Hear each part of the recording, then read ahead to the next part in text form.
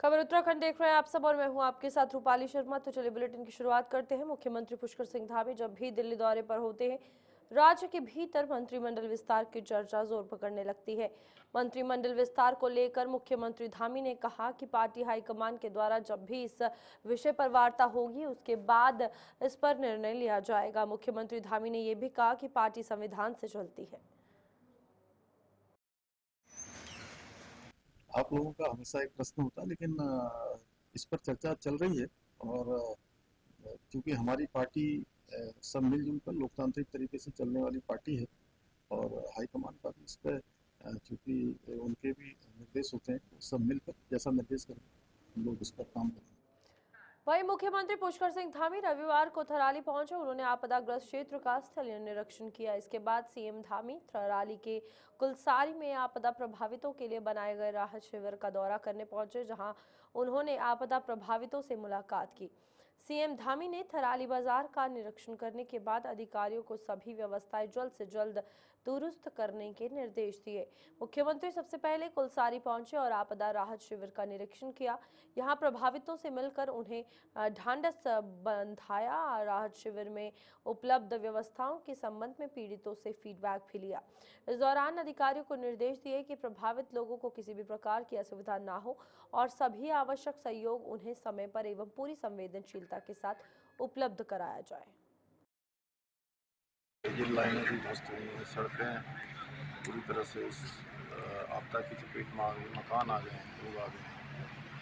और यहाँ पर थराली में और चेपड़ों में दोनों स्थानों पर लोगों को के घरों से भी निकाला है। घायलों को अस्पतालों में भर्ती कराया गया है, एम्स भी भेजा गया है।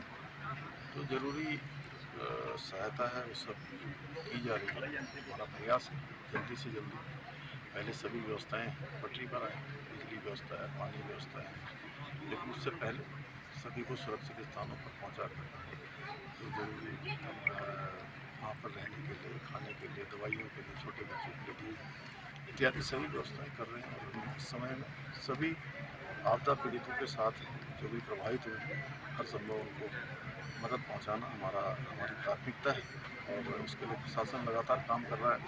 जिलाधिकारी, अन्य अधिकारी, पुलिस के लोग, एनडीआरएफ के लोग, एसडीआरएफ के लोग प्रातःकाल ही कल यहाँ पहुँच गए थे। किसी रात को मिला था, मैं भी स्वयं लगातार इनके संपर्क में था। और कल भी पूरे प्रातःकाल से लेकर रात्रि देर तक हम लोगों ने समीक्षा की है, जिससे कि हम अभी सभी जो ज़रूरत चीज़ें हैं उन सभी को यहाँ पर सूबे के चिकित्सा, स्वास्थ्य एवं चिकित्सा मंत्री डॉक्टर धन सिंह रावत ने अखिल भारतीय आयुर्विज्ञान संस्थान एम्स ऋषिकेश पहुंचकर थराली आपदा में घायल हुए लोगों से मिलकर उनका हालचाल जाना और उनके स्वास्थ्य की जानकारी ली। स्वास्थ्य मंत्री ने बताया कि चमोली जनपद के थराली में भीषण आपदा की चपेट में आए लोगों की स्थानीय स्तर पर ही उपचार उन्हें दिया जा रहा है और इस बीच लेकिन आधा दर्जन गंभीर रूप से घायल हैं, जिन लोगों को राज्य सरकार ने एयर एम्बुलेंस के माध्यम से एम्स ऋषिकेश लाया, जहां उनका उपचार विशेषज्ञ चिकित्सकों की देखरेख में किया जा रहा है।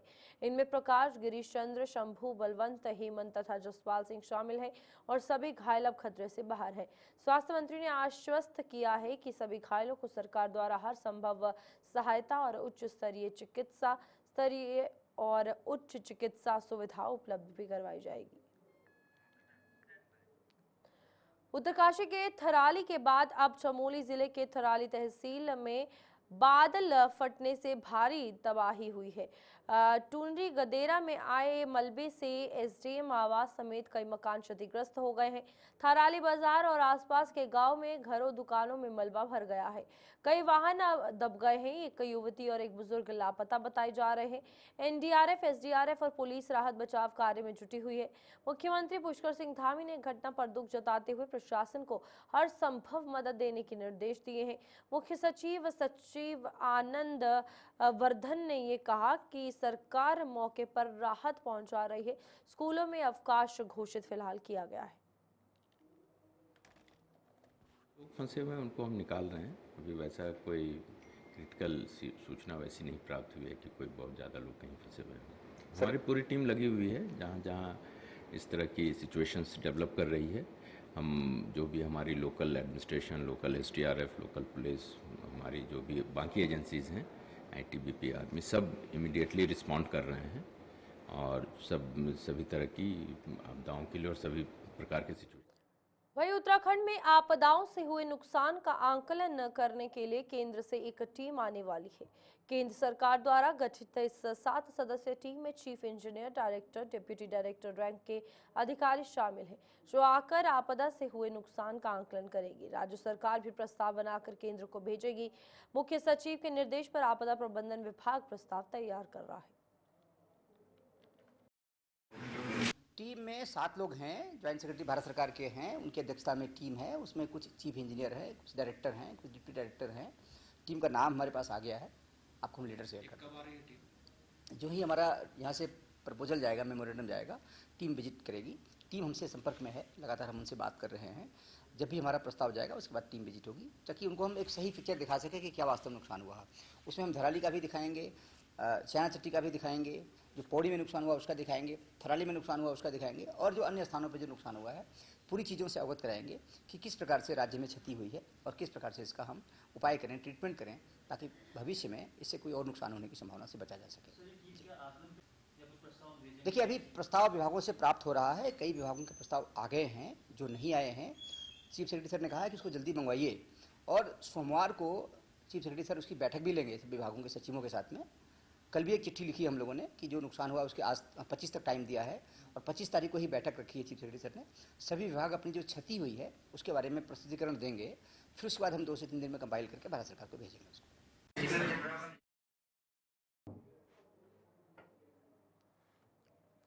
वहीं प्रदेश में सिलसिलेवार तरीके से आपदा देखी जा रही है। पर्वतीय जिलों में इससे भारी तबाही हो रही है। उत्तरकाशी, धराली के बाद अब चमोली जिले के थराली में बारिश और मलबे ने लोगों को बेघर कर दिया है, जिसको लेकर एक और रेस्क्यू आर्मी और ऑपरेशन साथ ही साथ प्रशासन की टीमें ग्राउंड में काम कर रही हैं। वहीं मुख्यमंत्री भी आपदा पीड़ितों से मिलने थराली पहुंचे थे, जिसको लेकर भाजपा मीडिया प्रभारी मनवीर चौहान ने ये कहा कि सभी आपदा पीड़ितों को राहत पहुंचाना सरकार की प्राथमिकता है, जिसके लिए राहत राशि भी जारी कर दी गई है और मुख्यमंत्री स्वयं आपदाग्रस्त क्षेत्र में नुकसान के आकलन और बचाव कार्य की जानकारी ले रहे हैं। साथ ही साथ सरकार आपदा पीड़ितों के साथ है और उन्हें हर संभव मदद पहुंचा रही है, ये भी उनके द्वारा कहा गया। देखिए, हमारा पूरा प्रदेश आपदाग्रस्त हो रखा है और बादल फटने और कई घटनाएं, चाहे हम थराली, चमोली जिले के थराली की बात करें और उत्तरकाशी जनपद के छाना चट्टी, राणा गांव की बात करें, पूरे प्रदेश में कई जगह पर भारी नुकसान हुआ है। इसको लेकर के सरकार की सभी एजेंसियां, एसडीआरएफ, एनडीआरएफ, पुलिस प्रशासन, जिला प्रशासन पूरी तरह से आपदा पीड़ितों को राहत पहुंचाने के लिए कार्य में जुटा हुआ है। वहीं आदरणीय मुख्यमंत्री जी पूरी रात और दिन आपदा पीड़ितों को लेकर के लगातार वो अधिकारियों को निर्देशित कर रहे हैं। रात को भी उनके आपदा स्थलन केंद्र में उनके द्वारा बैठक ली गई। अधिकारियों को निर्देश दिए गए कि आपदा पीड़ितों को किसी भी प्रकार की कोई कठिनाई न हो, सबसे पहले जो आपदा से प्रभावित हुए हैं उन लोगों को राहत पहुंचाना।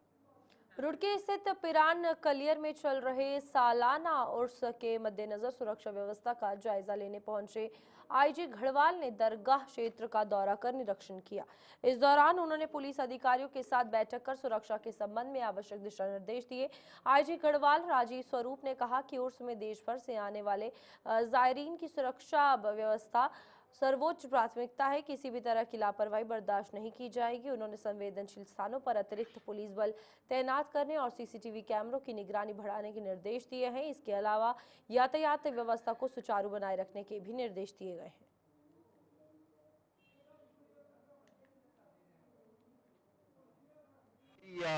अभी हमारी एक ब्रीफिंग हुई है जिसमें कि यहाँ पे एसपी रूरल, यहाँ के सीओ और जो यहाँ पे आप जानते हैं यहाँ पे एक उसके लिए विशेष थाना बनता है, उसके थाना अध्यक्ष और यहाँ पिरान कलियर के थाना अध्यक्ष, क्योंकि हमारी एक मीटिंग और ब्रीफिंग हुई है। इसमें सभी को ब्रीफ कर दिया गया है कि यहाँ पर सुरक्षा के व्यापक प्रबंध करें, प्रॉपर यहाँ पे वेरिफिकेशन करें, साथ साथ जितने भी यहाँ पर स्टेक होल्डर हैं उनसे मीटिंग कर लें, होटल और जितने भी सराय हैं उनकी प्रॉपर चेकिंग करें, जितने सीसीटीवी कैमरेज लगे हैं उनको भी चेक कर लें। ताकि ये उर्स जो है उसको हम बेहतर ढंग से, सुरक्षित ढंग से, कभी तो शुरू हुआ है तो फोर्स का भी आवंटन जो भी हमने किया है वो अभी आवंटन टीम्स हैं, पुलिस की टीम्स हैं, प्लस हमने रेंज लेवल से भी यहाँ पे फोर्स का आवंटन किया है और फायर सर्विस की टीम है।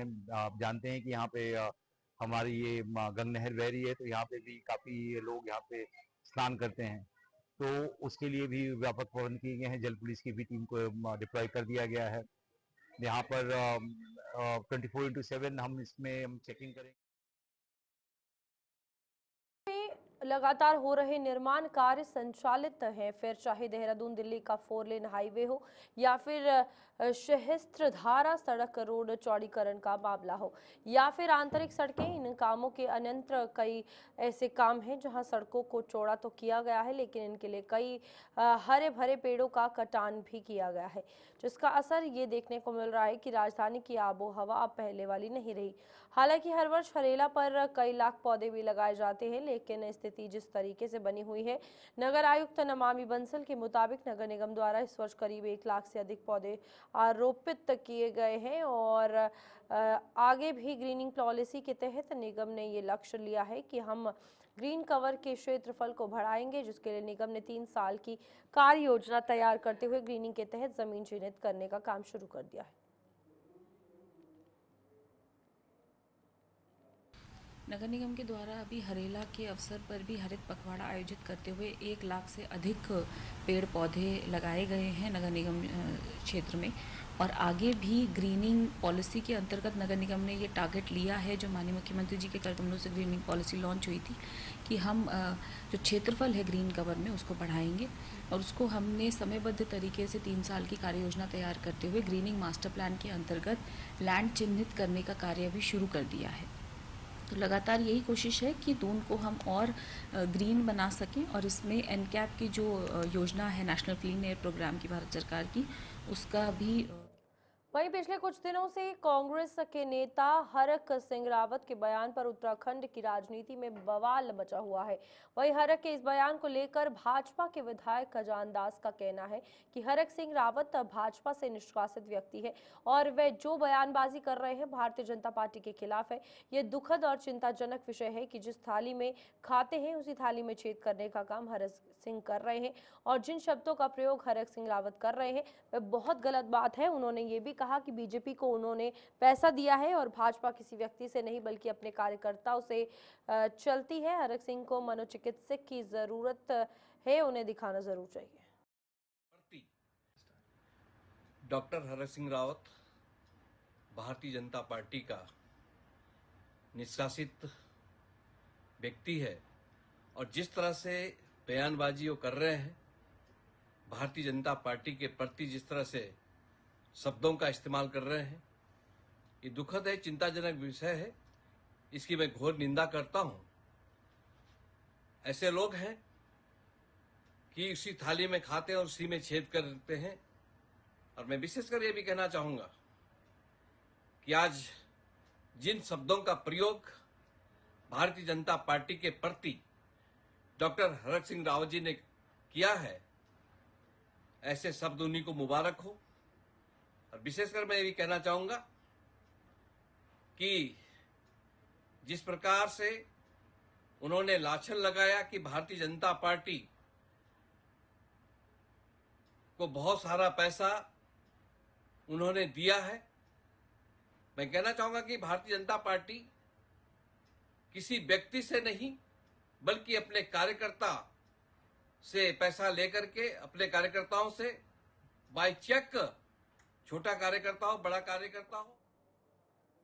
पिछले कुछ दिनों से कांग्रेस के वरिष्ठ नेता हरक सिंह रावत के बयान पर उत्तराखंड की राजनीति में बवाल मचा हुआ है। वहीं हरक के इस बयान को लेकर भाजपा के लेस डाउन विधायक महंत दिलीप सिंह रावत का कहना है कि हरक सिंह रावत राजनीति में नॉन सीरियस व्यक्ति हैं। जो 5 साल पहले ये घटना हुई तब उन्होंने ये बात क्यों नहीं उठाई। वो रात कुछ बोलते हैं और सुबह कुछ बोलते हैं। मैं कह रहा हूँ कि वे नॉन सीरियस राजनीतिज्ञ हैं। उनसे निवेदन ये करूंगा कि पहले जब 5 साल पहले ये घटना हुई थी तब उन्होंने क्यों नहीं कहा? तब क्या उन पे नैतिकता नहीं थी? और मैं समझता हूं कि देखिए वो नॉन सीरियस, राजनीति में नॉन सीरियस व्यक्ति हैं। और आप अगर उनके 10-15 सालों के स्टेटमेंट को लेओगे तो रात को वो कुछ कहते हैं, सुबह लेके कुछ कहते हैं, और कब निष्ठा बदल दें, कब अपने विचार बदल दें और कब हाथ जोड़ दें, ये उनका उनके नेचर का कोई पता नहीं चलता। तो मैं समझता हूँ कि वो नॉन सीरियस राजनीतिक हैं और जनता। वहीं उत्तराखंड में इन दिनों राजनीति सरगर्मियां काफी तेज हो गई हैं। इस और कांग्रेस के वरिष्ठ नेता पूर्व मंत्री हरक सिंह रावत के भाजपा को उत्तराखंड में जड़ से मिटाने की कसम खाई है। इस बयान को लेकर फिलहाल उन्होंने यहां तक ये कहा है कि जब तक वे भाजपा को उत्तराखंड से हटा नहीं देते तब तक किसी कार्यकर्ता के हाथों से माला नहीं पहनेंगे। वहीं इस मुद्दे पर भाजपा नेत्री और हरक सिंह रावत की पुत्र वधू अनुकृति रावत ने कहा है कि वे भाजपा के साथ है और प्रधानमंत्री नरेंद्र मोदी के विचारों से सहमत होकर वे भाजपा में शामिल हुई हैं। उन्होंने कहा कि हरक सिंह रावत कांग्रेस के नेता हैं और वे अपनी पार्टी के लिए काम कर रहे हैं और पार्टी के लिए ही बयान दे रहे हैं। अनुकृति रावत ने यह भी कहा कि विधानसभा अध्यक्ष ऋतु खंडूरी और पूर्व में कांग्रेस के नेता रहे मनीष खंडूरी का उदाहरण देकर कहा कि एक ही परिवार के लोग अलग अलग पार्टी में शामिल हो सकते हैं। उन्होंने कहा कि एक परिवार में होने के बावजूद भी सबके विचार घटनाएं अलग अलग होती हैं। देखिए, मैंने पहले भी इस बात को कहा है और मैं दोबारा इस बात को कह रही हूँ कि जहां तक मेरे पॉलिटिकल विचार की बात है, मैंने पहले भी कहा कि मैंने हमारे देश के यशस्वी प्रधानमंत्री नरेंद्र मोदी जी से प्रभावित होकर मुझे लगता है कि आज और हमारे प्रदेश के मुख्यमंत्री पुष्कर सिंह धामी जी के नेतृत्व में मुझे पूर्ण विश्वास है कि हमारा देश और प्रदेश आगे बढ़ रहा है। जहां तक पॉलिटिकल ओपिनियंस की बात है, ये तो मैं सोचती हूँ कि जरूरी नहीं है कि हर एक घर में सारे जो सदस्य हैं सबका एक जैसा विचार हो या एक जैसा ओपिनियन हो। जहां तक आप डॉक्टर हरक सिंह रावत जी की बात कर रहे हैं, वो कांग्रेस के बहुत सीनियर नेता हैं, प्रदेश के बहुत सीनियर नेता हैं, और ये उनका एक निजी विचार है, ये उनका एक व्यक्तिगत थॉट है। जैसे आई थिंक कि ये हमारे लोकतंत्र की खूबसूरती है। हर व्यक्ति को अपनी अभिव्यक्ति की आजादी है, अपना पॉलिटिकल ओपिनियन चूज करने की इंडिपेंडेंस है। तो उसी प्रकार से मैं, जहां तक आप मेरी बात करते हैं, उत्तराखंड की राजनीति में इन दिनों भाजपा नेताओं के बयानों ने हलचल मचा दी है। कांग्रेस प्रवक्ता डॉक्टर प्रीतमा सिंह ने कहा कि जब सत्तारूढ़ दल के अपने ही नेता जनता के सामने पार्टी की वास्तविकता उजागर कर रहे हैं तो ये साफ संकेत है कि भाजपा के भीतर सब कुछ ठीक नहीं है। उन्होंने तीरथ सिंह रावत के बयान पर हवाला देते हुए ये कहा कि ये प्रदेश भ्रष्टाचार, दो राजधानियों के बोझ और कर्ज के दलदल में फंसने के लिए नहीं बना था। डॉक्टर प्रतिमा सिंह ने यह भी कहा कि तीरथ सिंह का बयान कांग्रेस के आरोपों की पुष्टि करता है और इसके लिए वह उनका धन्यवाद करती है। फर्क जिस तरह से भारतीय जनता पार्टी के नेता अपनी ही पार्टी की सच्चाई जनता के समक्ष लेके आ रहे हैं, ये दर्शा रहा है कि भारतीय जनता पार्टी के भीतर सब कुछ ठीक नहीं है। बिल्कुल सही कहा तीरथ सिंह रावत जी ने कि इस प्रदेश को हमने इस संकल्प के लिए नहीं बनाया था कि इस प्रदेश जो है ये भ्रष्टाचार में डूब जाए। इस प्रदेश पे हजारों करोड़ का, लाखों करोड़ का मैं कहूंगी जो है कर्जा चढ़ जाए। तीरथ सिंह रावत जी का जो बयान है वो दर्शा रहा है कि भारतीय जनता पार्टी की कथनी और करनी में कितना बड़ा फर्क है। इन्होंने वादा किया था प्रदेश की जनता से कि गैरसैंण को स्थायी राजधानी बनाने का कार्य करेंगे, लेकिन सत्ता में उत्तराखंड जल संस्थान के प्रदेश संरक्षक गणेश नाथ गोस्वामी ने उत्तरांचल प्रेस क्लब में एक प्रेस वार्ता के दौरान बताया कि उत्तराखंड जल संस्थान में पिछले 25-30 वर्षों से काम कर रहे 38 कर्मचारियों को पौड़ी डिवीजन के श्रीनगर, श्रीकोट और शक्ति विहार से विभाग और जैम पोर्टल के ठेकेदार द्वारा जबरन नौकरी से हटा दिया गया है। प्रेस वार्ता में प्रदेश महामंत्री मंगलेश लखेरा ने जानकारी दी कि इस संबंध में संगठन ने कई बार धरना प्रदर्शन किए हैं, जिसमें शाखा और मुख्य महाप्रबंधक कार्यालयों में भी प्रदर्शन शामिल है। उन्होंने बताया कि लगभग 2 महीने पहले संगठन का एक प्रतिनिधिमंडल विधानसभा अध्यक्ष से भी मिला था। विधानसभा अध्यक्ष ने फोन पर पेयजल सचिव भगोली से बात की, जिन्होंने आश्वासन दिया कि हटाए गए कर्मचारियों को वापस काम पर रख लिया जाएगा। हालांकि अधिकारियों ने इस आश्वासन पर कोई ध्यान नहीं दिया। कुमाऊं मंडल अध्यक्ष एवं खड़वाल मंडल अध्यक्ष ने कहा कि समाधान न होने पर फिर से वह मुख्यमंत्री घेराव, सचिवालय घेराव किया जाएगा।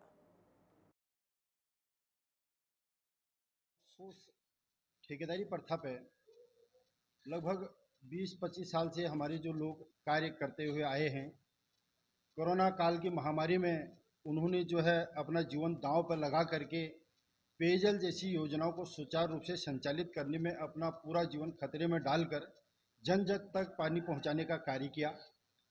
और आज ठेकेदार द्वारा, जो एक बाहरी ठेकेदार है मध्य प्रदेश का, जेम पोर्टल के माध्यम से उसका यहाँ पर टेंडर हुआ और महाप्रबंधक महोदय जल संस्थान उनके मिलीभगतों से उन हमारे जो पुराने कर्मचारी उनको बाहर कर दिया गया, जिसमें न तो उनका कोई ऐसा दोष था, न कोई उनको ऐसा कोई कारण बताया कि हम इन कारणों से आपको मतलब जो है बाहर कर रहे हैं।